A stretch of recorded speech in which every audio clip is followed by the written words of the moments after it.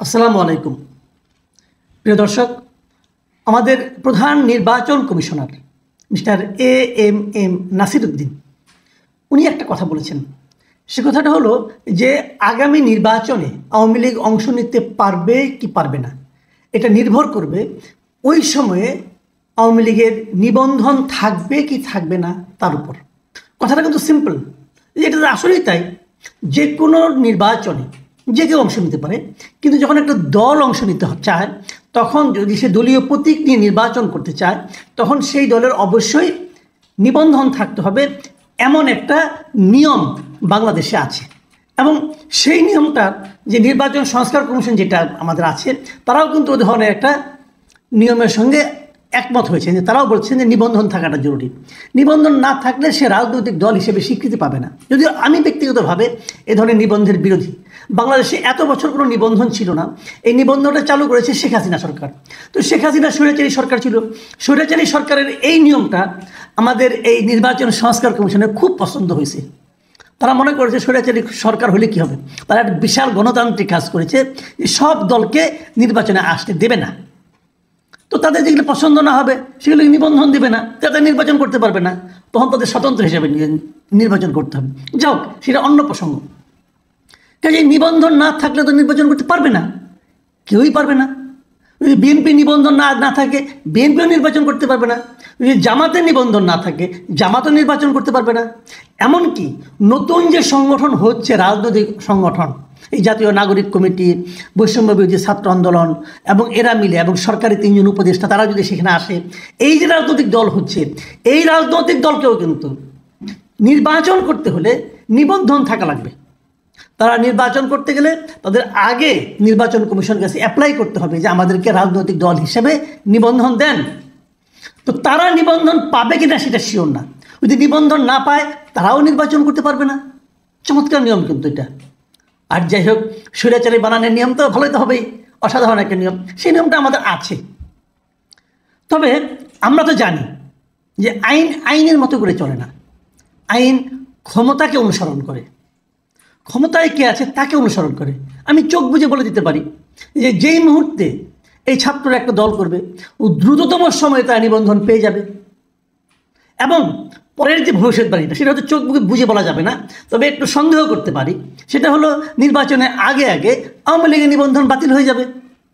কারণ একটু আগে বলেছি, আমাদের দেশে আইন আইনের মতো করে চলে না।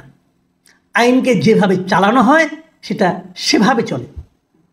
আপনাদের আমি গতকালকে একটা কন্টেন্ট করেছিলাম, সেখানে আমি বলেছিলাম যে একজন উপদেষ্টা, উনি উপসরকারের একটা অংশ, উনি নিজে বলছেন যে আওয়ামী লীগকে আগামী নির্বাচনে অংশ নিতে দেওয়া হবে না। এটা নিয়ে কেউ কিন্তু এখন পর্যন্ত 24 ঘন্টার বেশি পার হয়ে গেছে, কেউ কোনো প্রতিবাদ করেনি। সরকারের পক্ষ থেকে এর কোনো ব্যাখ্যা আসেনি। অন্তর্বর্তীকালীন সরকার কি কথা বলতে পারে একটা পার্টিকুলার পলিটিক্যাল পার্টিকে তারা নির্বাচন করতে পারবে না?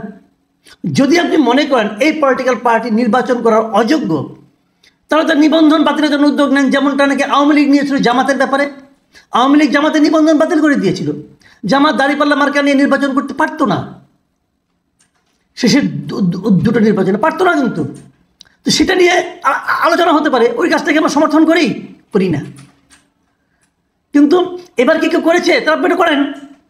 অথবা আপনার আওয়ামী লীগকে নিষিদ্ধ করে দেন, যদি ক্ষমতা থাকে করে দেন নিষিদ্ধ। পারবেন? পারলে করেন, তাহলে তার কোনো প্রশ্নই ওঠে না। তো বিষয়টা দাঁড়াচ্ছে এটা, যে এরা যা চাচ্ছে ইলেকশন কমিশনে সেভাবে কাজ করার জন্য যে তারা রাজি, সেটা তারা আজকে প্রকাশ করলো। এটা তো প্রসঙ্গ নয়। আওয়ামী লীগ নির্বাচন করতে পারবে কি পারবে না, এটা নিয়ে প্রশ্ন উঠতেই পারে, যে কেউ করতে পারে। যেহেতু উপদেষ্টা প্রশ্নটা তুলেছেন যে নিবন্ধন আওয়ামী লীগ নির্বাচন করতে দেবেন না, কাজে এই প্রশ্নটা উঠতেই পারে। কিন্তু আমার কথাটা হলো কি, এই কথাটার পথ বাতলিয়ে দেওয়ার পদ্ধতিটা নির্বাচন কমিশন কোনো আগ বাড়িয়ে নিল। প্রধান নির্বাচন কমিশন কি বলেছে, আমি আবার অন্য কথাটা পুরো বাক্যটাই আপনাদের, মানে একাধিক বাক্য ছিল ওখানে, আমি এটা আপনাদেরকে পড়ে শোনাই। তিনি বলেছেন, রাজনৈতিক দলের নিবন্ধন একটি দীর্ঘ প্রক্রিয়া। সীমানা পুনর্নির্ধারণ আইনেও জটিলতার কারণে ভোটার তালিকা হালনাগাদের পাশাপাশি এই কাজগুলো করা যাচ্ছে না। মানে সময় ক্ষেপণের কী কারণে সময় ক্ষেপণ, এবং তার মোটামুটি অজুহাত কিন্তু দাঁড় করে দিয়েছে। মানে নির্বাচনটা আসলে দীর্ঘায়িত হবে, যেটা আমি বুঝতে পারছি। যে তার নানা অজুহাত নিয়ে আসতেছেন কী কারণে এগুলি করা যাচ্ছে না, আরও সময় লাগবে, হয়তো আগামী বছরের মাঝামাঝি যাবে অথবা এই বছরের শেষ দিকে কী একটা হবে। উনি মোটামুটি একটা লাইন ঘাট ঠিকঠাক করে দিচ্ছেন। তারপরে আবার কী বলছেন, আবার শুনুন কী বলেছেন। এবার তফসিল ঘোষণার আগে নিবন্ধন থাকার উপর নির্ভর করছে আওয়ামী লীগের নির্বাচনে অংশগ্রহণ। যখন তফসিলটা ঘোষণা করবে তার আগ পর্যন্ত যদি আওয়ামী লীগের নিবন্ধন থাকে তাহলে আওয়ামী লীগ অংশ নিতে পারবে। তো এই প্রসঙ্গটা আসছে কেন? এটা তো সবাই জানে, এটা নাথিং নিউ। কিন্তু আওয়ামী লীগকে নির্বাচনের বাইরে রাখার পদ্ধতিটা হলো এইটা, যে তার নিবন্ধনটা বাতিল করতে হবে। এবং কবে করতে হবে? তফসিল ঘোষণার আগে। আপনি নিশ্চিত থাকতে পারেন খুব শিগগিরই আওয়ামী লীগের নিবন্ধন বাতিলের জন্য আবেদন করা হতে পারে, আমার ধারণা করা হবে। তো এটা হলো আমাদের গণতন্ত্র। গণতন্ত্রে আমরা কি বলি? যে সকলের সমান অধিকার। সেই সমান অধিকারকে নিশ্চিত করা যাচ্ছে? কাকে গ্রহণ করব, কাকে বর্জন করব, এই একটা কেবলমাত্র জনগণের। জনগণ ঠিক করবে কে ক্ষমতায় আসবে, কে ক্ষমতায় আসবে না। জনগণ ঠিক করবে কে রাজনীতি করবে, কে রাজনীতি করবে না। জনগণ ঠিক করবে কাকে গ্রহণ করব, কাকে প্রত্যাখ্যান করব। এখন যদি আপনি অপশন হিসেবে একটা বিশেষ দলকে সেখানে নাই থাকতে দেন, তাহলে গণতন্ত্র থাকলো? আমরা 2014 নির্বাচনে কি বলেছি? আওয়ামী লীগ কি বলেছে? ওনারা আসে নাই, আমি কি করব? আমরা তারপরে কি দেখেছি 2018-তে জামাতকে আসতে দেওয়া হয় না, কারণ নিবন্ধন নাই, সরকার তো কিছু করার নাই, নিবন্ধন নাই জামাতের। ওই বলছে আদালতের আদেশে নাই নিবন্ধন, কি বলে, যাই হোক নিবন্ধন নাই, অতএব আমরা আমাদের কোনো দোষ করিনি, আমরা সব ঠিক আছে, জামাতের নিবন্ধন নাই। 2024-এ কী হয়েছে? ওনারা আসে নাই, অনেক প্রার্থী ছিল, আমি ছিল, ডামি ছিল, কত লোক ছিল, নির্বাচন হয়ে গেছে, সব লজিক্যালি নির্বাচন হয়েছে। লজিক্যালি কি হয়েছে? মানুষকে প্রশ্ন করেন, মানুষ বলবে। এবার কি হচ্ছে? সে একই কাজ আপনি করছেন, নিবন্ধন নাই, ব্যবস্থা ওইদিকে যাচ্ছেন আপনারা, তো হয়ে গেল। কি বলেছে আমাদের উপদেষ্টা? তিনি বলেছেন যে যারা নাকি বাংলাদেশপন্থী হবেন না তাদের এই দেশে থাকবেন কিনা সেটা নির্ভর করবে যে সে বাংলাদেশপন্থী কিনা।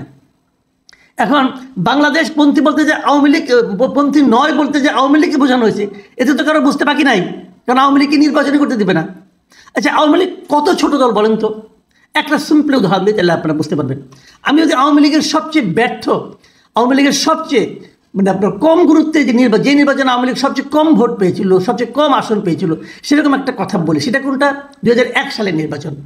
2001 সালের নির্বাচনে আওয়ামী লীগ এই 300 আসনের মধ্যে মাত্র 62টা আসন পেয়েছিল। কত ভোট পেয়েছিল মনে আছে আপনাদের? তখন তো জনসংখ্যাও কম ছিল। তার মধ্যে আওয়ামী লীগ ভোট পেয়েছিল 2,23,65,000 ভোট। যখন আওয়ামী লীগ খুব খারাপ করে তখনও আওয়ামী লীগ প্রায় 2.5 কোটি ভোট পায়, মাথায় রাখতে হবে। আর এখন আওয়ামী লীগ কি সে অবস্থায়?